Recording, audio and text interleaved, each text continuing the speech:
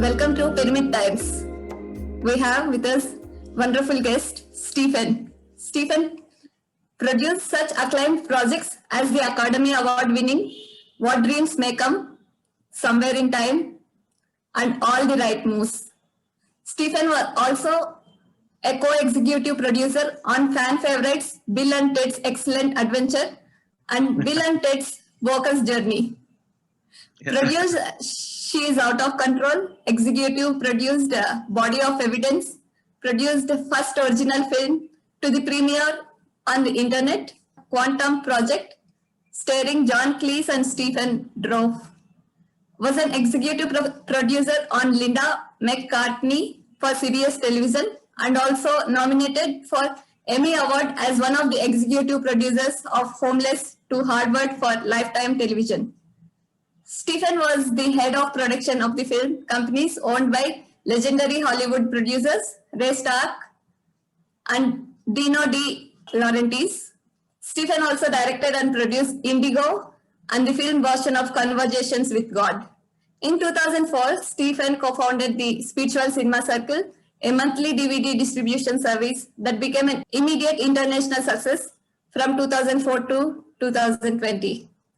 Stephen's first book, The Force Is With You, was published by Hampton Roads in 2002, and his second book, Bringing Back the Old Hollywood, was published in 2011. And today, discussion is going to be on his new released book, What Dreams Have Come, Loving Through the Wheel. Welcome, Stephen, for our show. Thank you, Veena. Oh my goodness, when I look back on my career and you say all those things, I actually feel very old hearing all of that. But thank you very much. It's wonderful to be with you. It's very nice going through your profile, but we get inspired by reading all those stuff. So in the book, What Dreams Have Come, you have co-written with Lauren. What was the reason that you have written with Lauren? Well, so I need to go back a little bit. Lauren and I, from the time that we met, knew that we had known each other for not only centuries, but probably millennia. It was one of those things, and I know that many of the people watching this and listening to this understand that feeling that when you meet that interwoven soul of yours, that some people call soulmate, it's an extraordinary relationship. And Lauren and I met after we had both gone through some very unsuccessful marriages. We brought 5 adult kids, we brought 5 kids into the relationship. And it changed my life forever because I found my forever love. We were always together. On January 3rd of 2018, I came home from the gym one morning. I used to go to the gym very early in the morning, and I came in to say good morning to Lauren and found that she had transitioned in her sleep. And by the time I got to her, there was no way to save her. I completely fell apart. I have no embarrassment in admitting that. It just utterly destroyed me. And I spent the next few weeks trying to be in touch with her because we had talked about what would happen if one of us went through the veil before the other, and we knew we would make contact. I tried for 6 weeks with no luck whatsoever, and it was very, very painful. It was very difficult, and I know listeners and viewers of this who have been through that experience understand that when you want to make contact and you just don't feel that you can, it's frustrating. But after about 6 weeks, Lauren found a way to communicate with me, which we talk about in the book a lot. And those communications went on and go on to this day. Now it's almost been 3 years. The communications are very extensive. My wife is still with me. And through a lot of things which we explain in the book, it became clear that this needed to be a book about our conversations and really about the conversations that anyone can have with a loved one through the veil that separates life and what comes after life. We're not unique. There are millions of people who are going through this experience right now. Millions and millions have done it before, and millions will do it in the future. And we wrote this book, What Dreams Have Come, to talk about how we connect that way. It's a love story. Hopefully it will give people encouragement that if you are having these communications, you are not crazy. I know a lot of people tell you that you are, but you are not. We are all together in this human experience now, able to have that communication. And that is really what our book is about. Yes, so while reading through the book, you have also mentioned that even your children doesn't feel that she has transitioned to the other world. We ourselves feel the similar experience while reading through the book, as if Lauren is right in front of us. That is the pictures you have put. It's so connecting to us, basically. It's Thank a very you. Yeah, wonderful book. thank you. It's an amazing experience. When she first came through and I knew it was her, and people ask me about this, Veena, all the time, and I think it's probably good for me to say this up front. What is that communication with us? Well, it's unique to every individual in the world. And this is not just husband and wife, two people who have a marriage and things like that. It's mother, daughter, father, daughter, mother, son. It may be a grandparent. It may be your closest friend. It may be a lot of different communications. Our communication with me is that I feel her communication in my heart. People have asked me, well, do you actually hear her voice? And the answer is absolutely not. I do not. Now, maybe other people can, but for us, it feels to me like Lauren's body disappeared, obviously. Her body ceased to exist. Her voice is a part of that body. So therefore, I don't hear her voice, but I feel the words in my heart. And so much of what the book is about is getting out of your head and into your heart, because your head can really confuse you. But if you speak the language of your heart knows where it needs to be. And we communicate heart to heart. That's how we do that. Very wonderfully explained, Stephen. Most of the time, people feel sadness or grief by we couldn't save our loved ones, and what is our life after they have passed on to the other dimension. But as you are saying, how we can have heart-to-heart connection, maybe that is the soul level purpose also, the capabilities that we are presented and gifted with. I do agree with that. And so what are the other ways we can communicate through the will other than from heart to heart? Yes, from heart to heart. And this is what we do. And we go through that in some detail in the book, and the things that have inspired us. Obviously, movies have been a very big part of my life. They were a big part and are a big part of Lauren's life. And there are a lot of films that we talk about in the book that actually resonate with this, which is something that India understands very clearly, because you guys have the biggest film industry in the world, and the spirituality that happens in films made in India is extraordinary. So I think that this is something that in your audience is going to instinctively understand. We also talk about, what is this world we walk around in? I mean, is this reality? Is this not reality? What is the most real, the other side of the veil?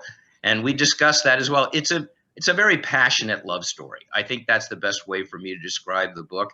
It's a very passionate love story, and I hope it's a universal one.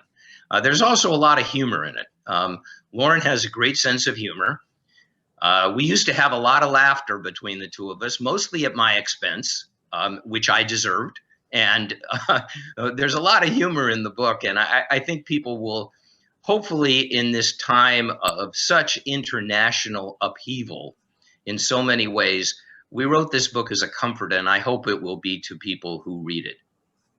Yes, and you have also written believing, accepting, and knowing that she or he is still alive in every way other than the physical is a crucial step in preparing yourself for connecting and loving through the will. So how did it start for you? Initial days, what was it for you? Well, It's going to sound interesting, but there was a moment, and I talk about this in detail in the book. There was a moment when I was watching television to distract myself, and I was watching a television show, and all of a sudden I felt Lauren say to me, "Honey, don't turn this off. Watch the end." And that's her.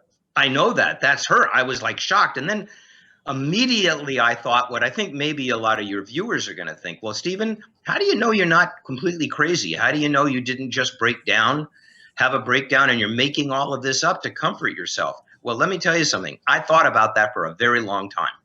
I questioned everything about this. Is this something I'm making up? Is this something I'm just doing? Is it just coming from me? But when I listened to her and I watched the end of this show, the credits, which I never do, there's a song that played that was a very special song for Lauren and I. And it's a song that I'm sure that viewers around the world will recognize. The lyrics are in the book. And at that point, I knew it was Lauren. I also will tell you an interesting story, I think, Veena, happened with how this book, it actually solidified. I'm sure that a lot of your viewers know, as you mentioned, the Conversations with God books written by Neil Donald Walsch. And I was having dinner with Neil and his wife in Ashland, Oregon, September 29th of 2018. I'll never, ever forget that night. And we sat down to have dinner. It's important to say that Ashland had not seen any measurable rain in months. As a matter of fact, they were going through a drought. So we were having dinner, and I was facing the windows of the restaurant. At one point, Neil said to me, "How are you doing with everything?" And I said, "Neil, I've been making all of these notes about our conversations, and I'm beginning to feel like maybe this is a book." At that point, there was a huge lightning strike outside the restaurant, not outside the restaurant. You could see lightning lit up the sky. And then we heard the thunder, and I was like, whoa. And Neil looked at me and he smiled and he said, "I think I know what the title should be." And I said, "What?" And he said, "What Dreams Have Come." Another lightning strike. And now everyone in the restaurant was looking outside. Neil and Em and I were, my goodness, what is happening here? And I said, "Well, I guess I better write the book." Another lightning strike. And then it came to me that this is something that Lauren and I needed to write together. And I said that the same thing. I said, "I think maybe Lauren and I need to write this together." Another lightning strike. And then we spent the rest of the dinner just marveling at what had happened, and that the universe gave us a very, very clear message that we needed to do that. And that's how the book started to actually come together. And people who read the book will see that when Lauren communicates with me, we do it in a completely different typeface so that people kind of get an understanding of who she is and how she communicates. And frankly, Veena, what I am hoping, what we're both hoping, is that over the years to come, people will see this as much more of a natural occurrence, something that everyone can do, and that when you do, don't let anybody tell you that it isn't happening, because it is. Yes. So this is itself recognizing our spiritual nature, that we are not just the physical bodies. We have access to the other dimensions, and we can talk as well. And also about Neil, coming to Neil, you have mentioned one point, like you said, my mind is out of grief.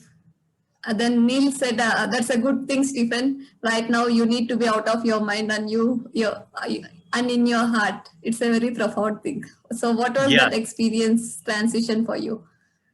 You know, that's very true, because I was just destroyed. Neil really kind of saved me that night, because when he said "be in your heart," that really resonated with me, because most of the things that I have done, at least professionally in my life, are not things that I thought out. There are things that my heart needed to do. And there's a wonderful line from a film from many years ago that says, "The heart is a mysterious organ. It plays by its own rules." And to which we add in the book that the mind does not understand.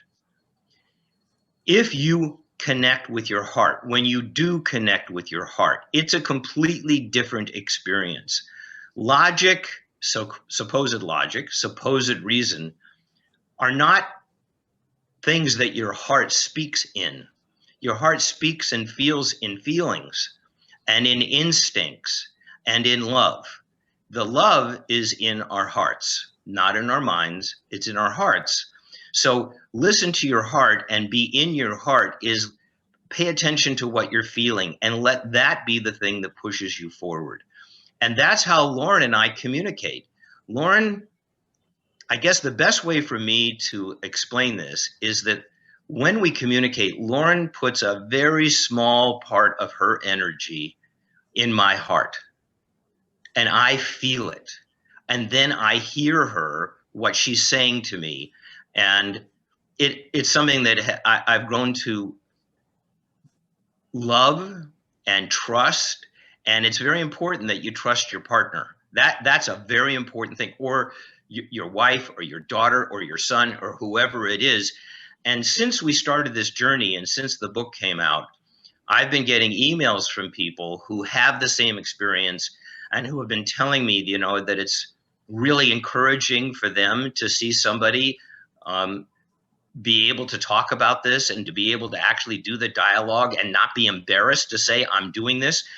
There's a wonderful university in Italy called Milan University, which is like the Stanford, the biggest university and the most prestigious in Italy.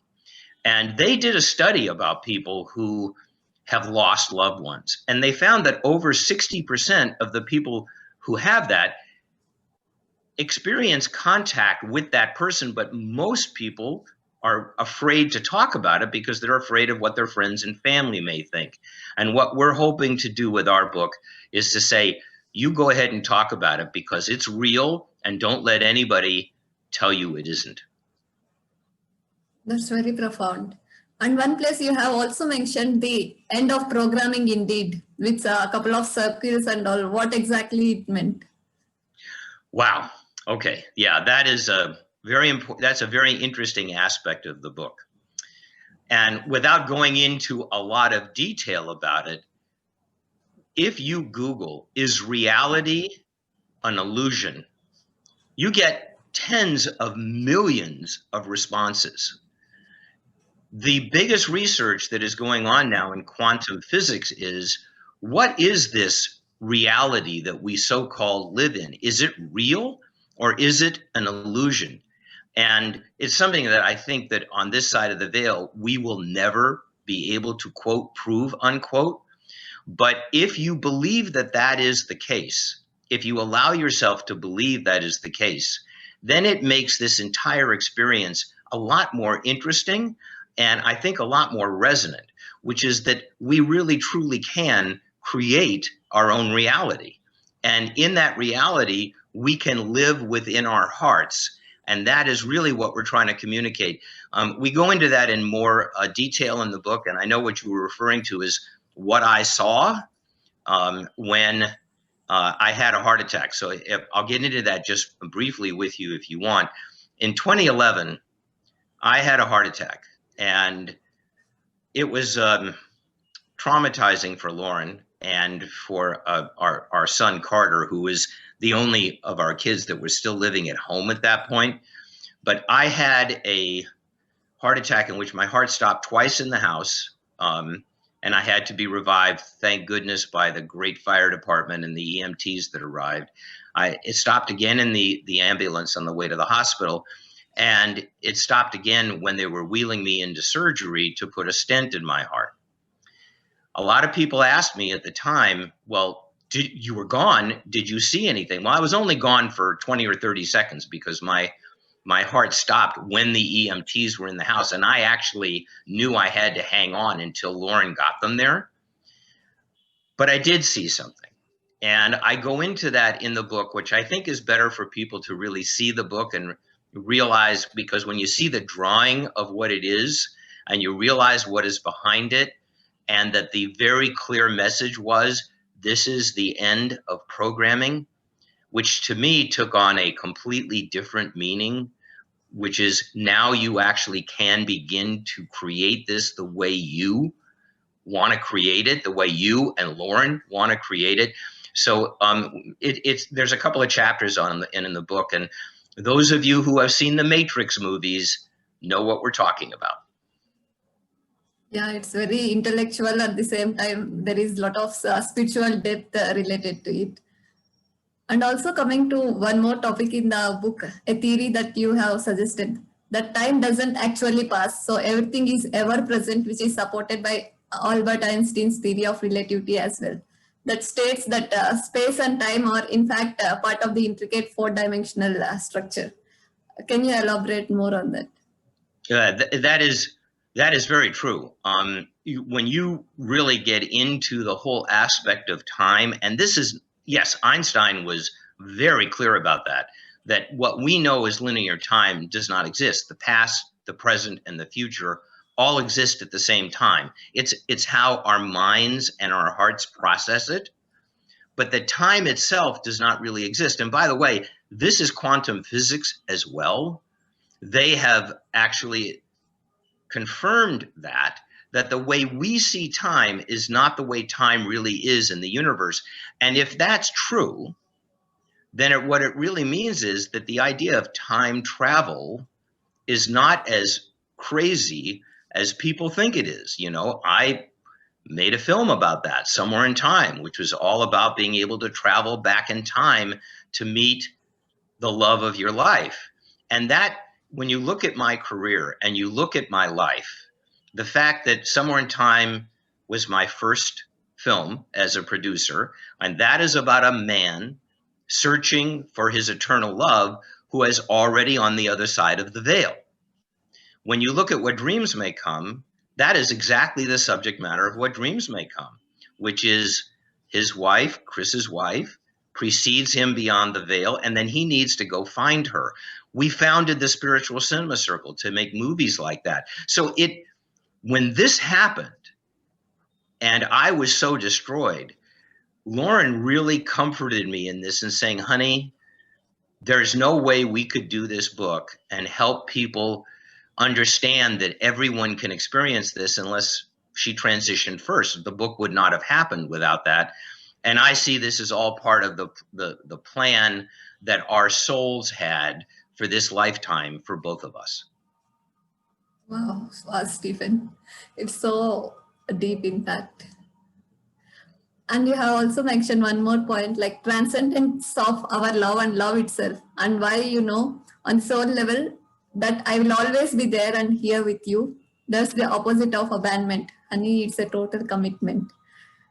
Yeah, that's a very personal part of the book. You know, we all grow up and have different issues in our lives, and for various reasons, I grew up with abandonment issues, which we don't need to go into the detail of, but I grew up with a lot of abandonment issues. This would have been the cherry on top of the ice cream sundae, right? If I'd looked at it that way. Well, now the love of my life is left. But what Lauren comforted me with is, sweetheart, I never left. I'm still with you, and I will always be with you. And actually, in my heart, knowing that, I know this is very counterintuitive, but when I realized that, when she made me realize that I will be with you forever, and she has a line that became our mantra, which is, honey, I know where we're going because I'm already there.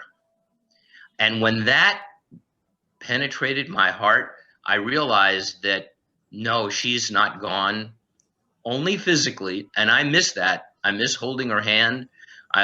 We talk about grief in the book. I'm not an expert on grief, so we don't spend a lot of time on it, but I'm an expert on my own grief. And I know, as most people do, if you've lost someone who you really love, lost the physical relationship, you know, sometimes I see people walking down the street holding hands and I'll just burst into tears because I do miss that. I do. And I'll always miss that. As someone very wise once said to me about grief, you may never move on, but you will move forward. And it's a wonderful way to put it, which is, yes, you can get through these things. And when you really understand that that loved one is still with you, your life becomes magical in a way that you could never even think of before. It's so correct. So most of the time when we lose our loved one, we tend to stop celebration and all the joys we are having, or we just stick to the room and keep crying and all these things. And you have mentioned in the book, like it is so much easier for her to be with me when I am more hopeful than sad. Yes, very much so. Yes. Yes. So most of the viewers should get this intention. Whenever, only when they are happy, they could be able to communicate with us in a better way.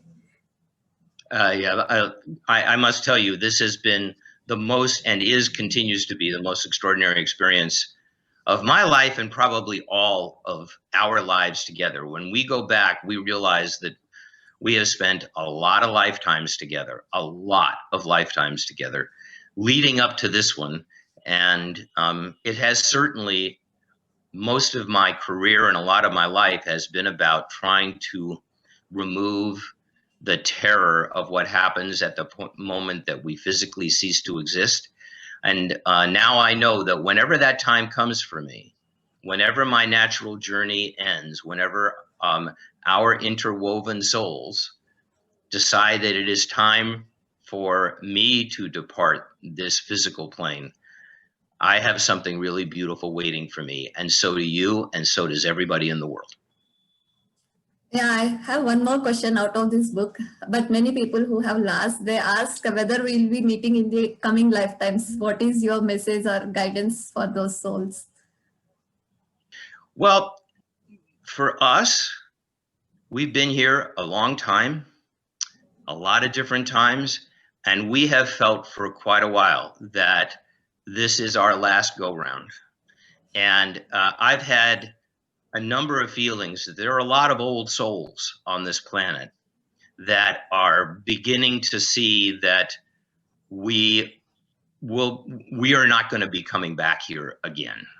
And I don't know that. You know, there's my human intelligence and my human brain and my human heart can only know as much as I know. Whatever our souls have planned for us, we'll do.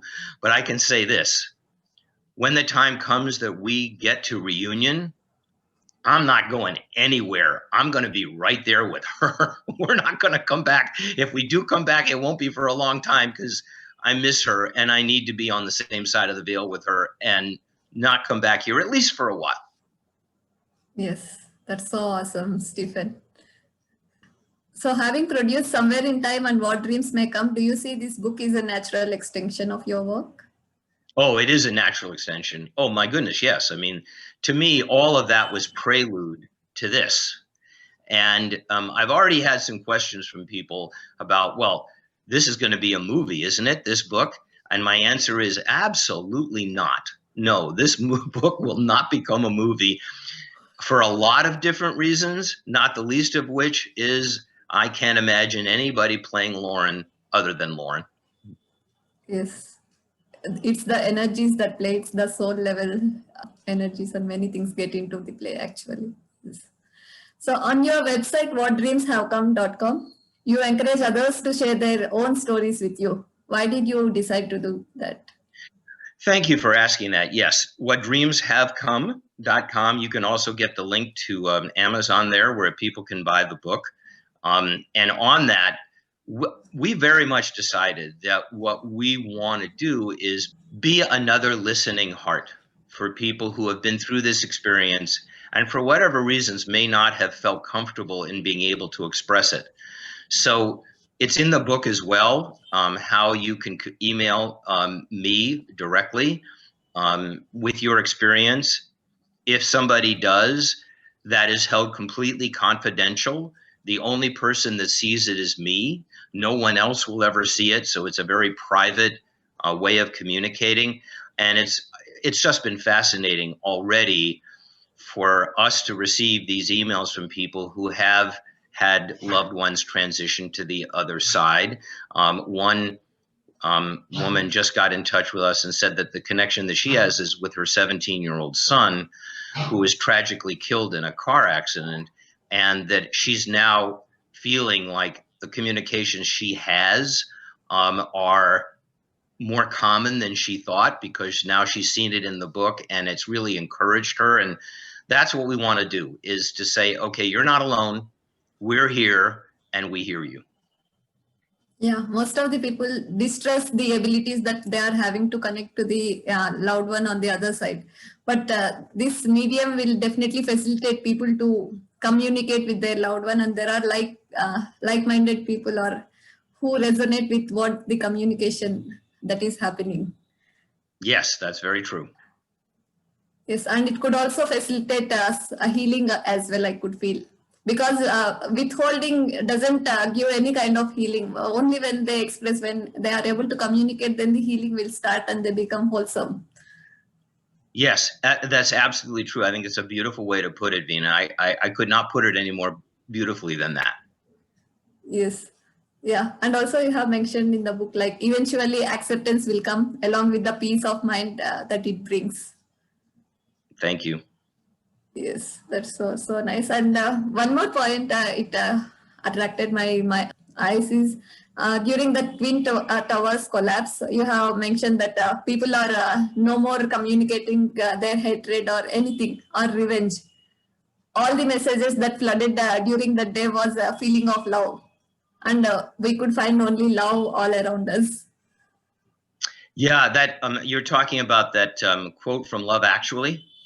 Yes, yes. Is that in the book? Yeah, and that is true. There's a wonderful film called Love Actually, and it starts with a monologue that really ends with, you know, I suspect that love is all around. The people on the planes who unfortunately perished when they hit the Twin Towers and they were sending messages home through their phones before it happened, they were not messages of hate. They were not messages of revenge.